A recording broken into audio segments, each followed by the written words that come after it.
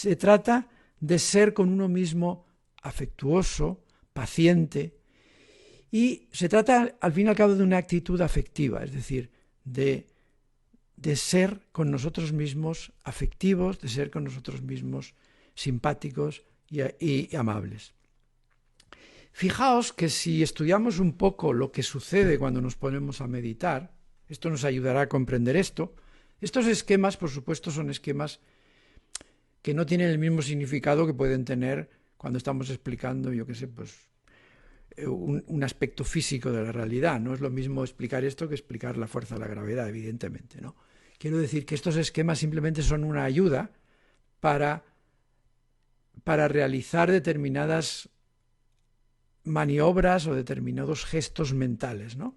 Bien, entonces lo que sucede cuando nos ponemos a observar la mente, que era la instrucción fundamental, recordarlo, podemos distinguir, por así decirlo, al principio conviene esto, veréis que hay una especie de dualidad que luego superaríamos o superaremos, pero de momento conviene tener este esquema nos resulta práctico, que es que hay un observador y hay algo que es observado, ¿no? O sea, esa distinción entre el observador y lo observado.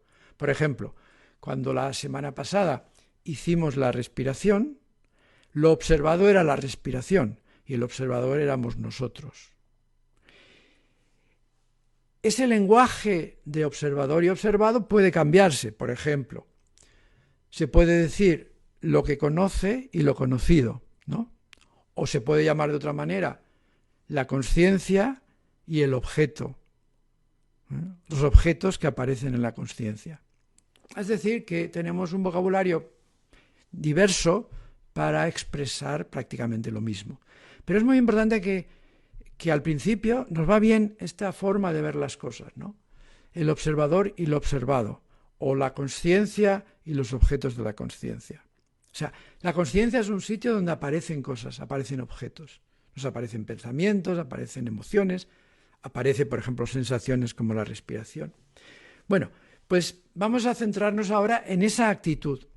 Es decir, la actitud que es muy importante tener al principio, bueno, siempre, pero quiero decir que al principio es importante decirlo, es la actitud, yo pongo ahí el cariño y la curiosidad.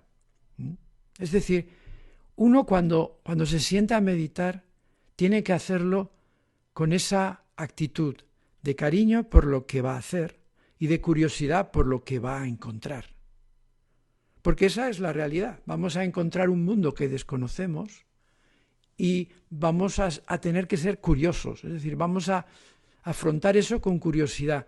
Es como lo que hacen los niños cuando de pequeños exploran el mundo. Les interesa todo, les interesa un animalito, les interesa una planta. Esa es la actitud ante la propia mente.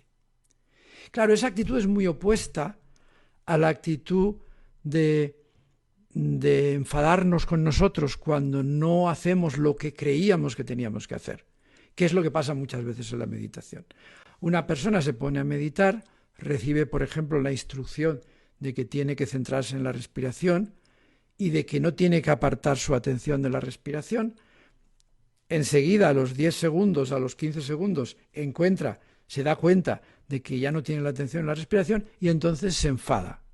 Y entonces ahí se ha acabado el asunto. Es decir, esa actitud es la que no hay que